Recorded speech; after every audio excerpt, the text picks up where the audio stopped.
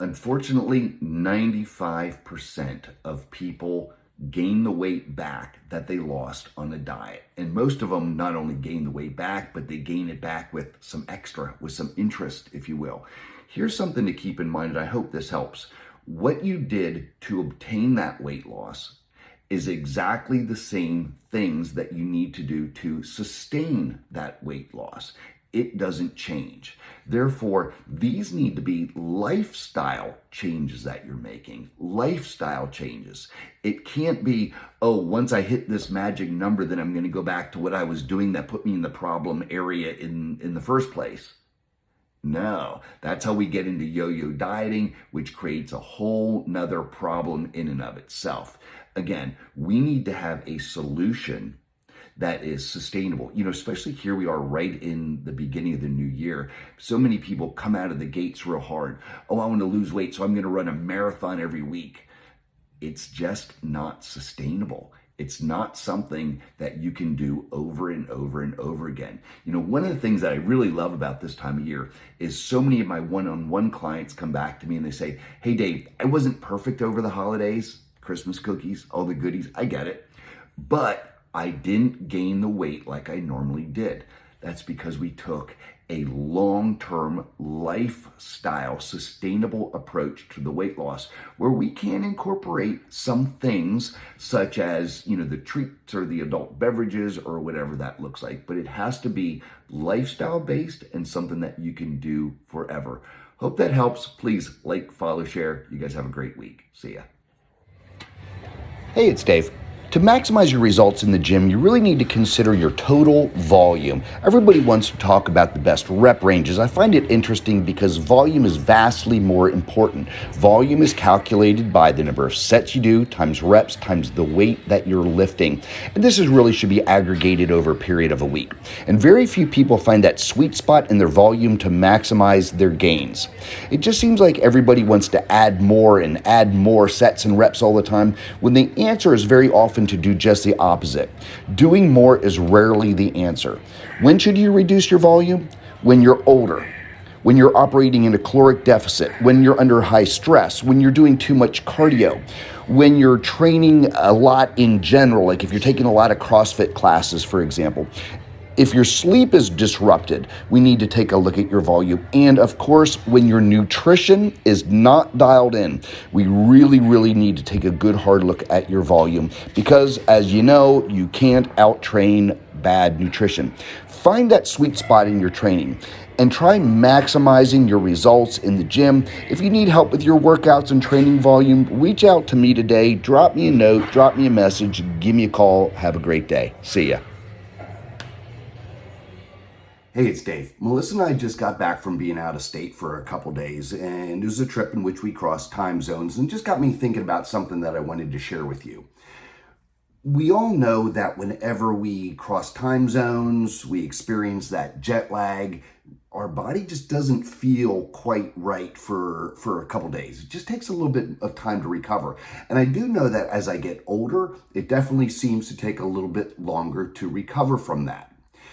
The longer the time zone changes, or the more time zones we cross, obviously the more impactful that can be. Consider this though, every weekend in which you stay up later than normal, you are putting your body through the exact same type of scenario as what jet lag causes.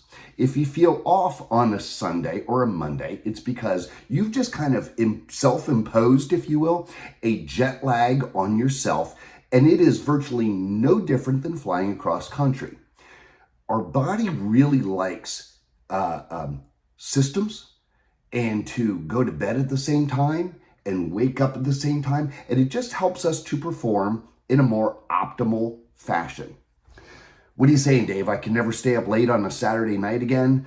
No, I'm not saying that.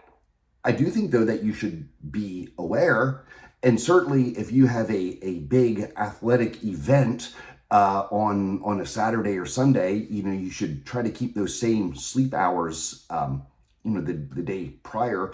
And understand, again, especially as we get older, this does take longer for us to recover from. Maybe do an experiment And I'm telling you, like this consistency of bedtime and wake time is massively important in your health and fitness. And I hear from people all the time, like, "Oh, Dave," especially guys, "Oh, I get enough sleep. Oh, I don't have stress. I don't need that. I can out train my bad sleep." No, you can't.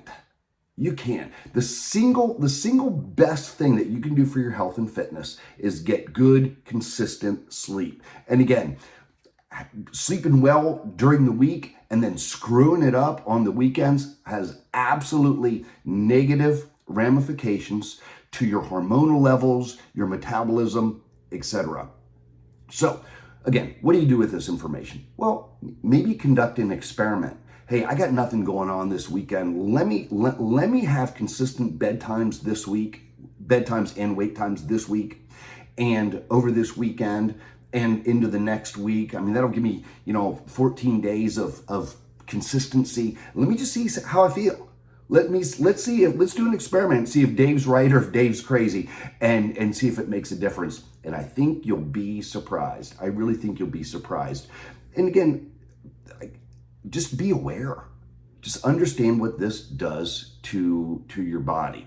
So consider that consistent wake times, consistent bedtimes through the weekend. Don't put your body in that self-imposed jet lag scenario, which is what a lot of people do on the weekends. Anyway, hope that helps. Hey, one other thought.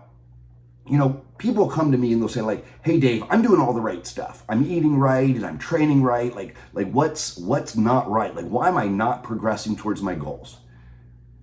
Consider that. Sleep, rest, and recovery, and that consistency. Just a little food for thought for today. Hope you guys have a great week. Let's win this week. Any other questions, comments, concerns? Love to hear from them. Have a great one. See ya.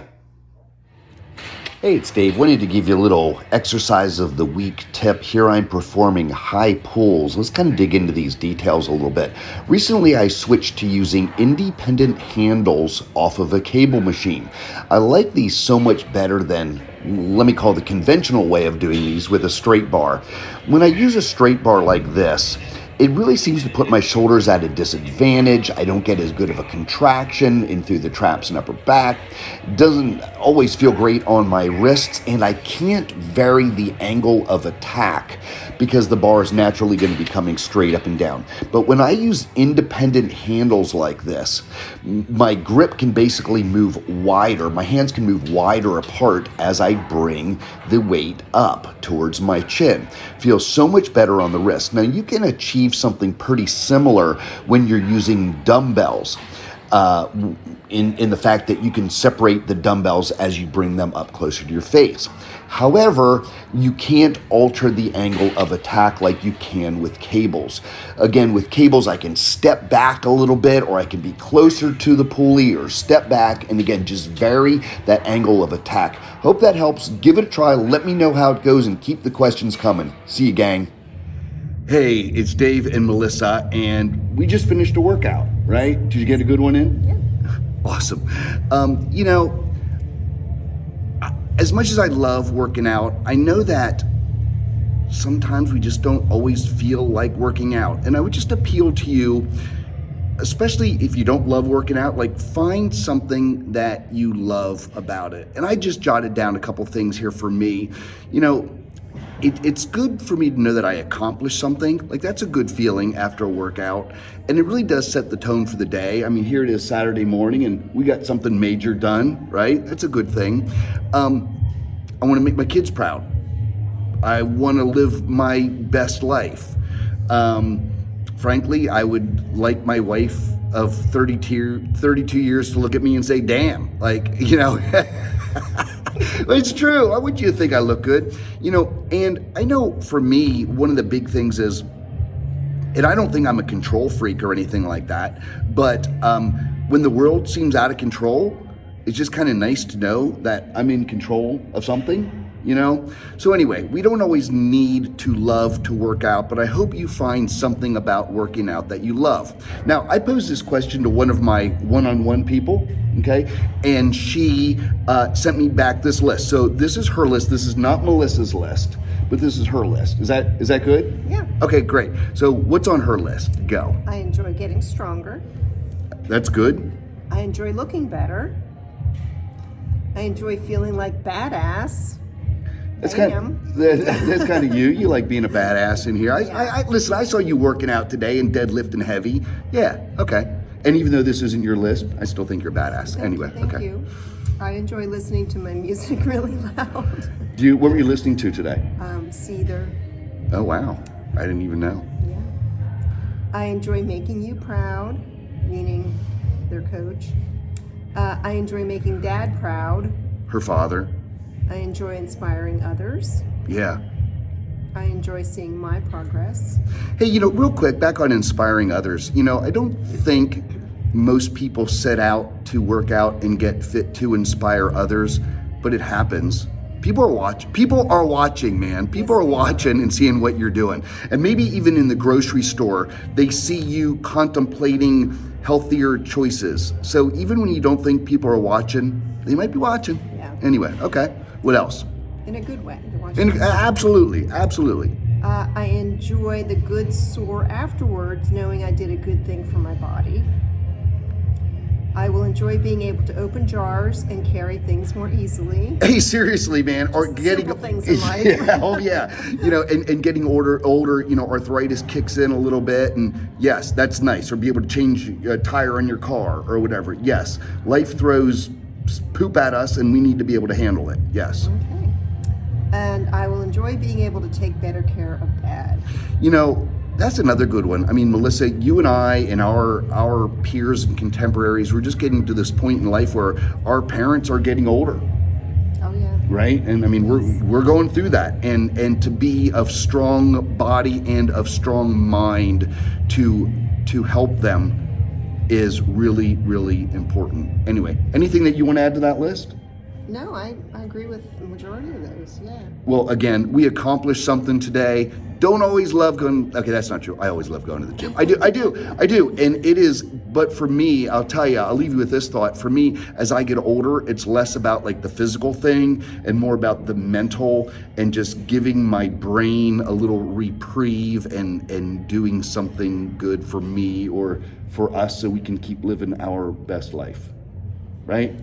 All right. Hey, you guys have a great day. Find a reason or two to love going to the gym. See ya. Hey, it's Dave. It always kind of makes me laugh when I hear people say that eating healthy isn't fun or exciting. Well, I think most people love fajitas, and here's some fajitas that we made the other night, and they were spectacular. I did marinate this meat for several hours, and I didn't have a special marinade. I don't even know the recipe. I was just kind of winging it, but I used about a half a cup of soy sauce, the juice of one lemon. I used some red pepper seasoning and some garlic salt, and again, marinated that for several hours and cooked it on the grill, sliced it up, good to go.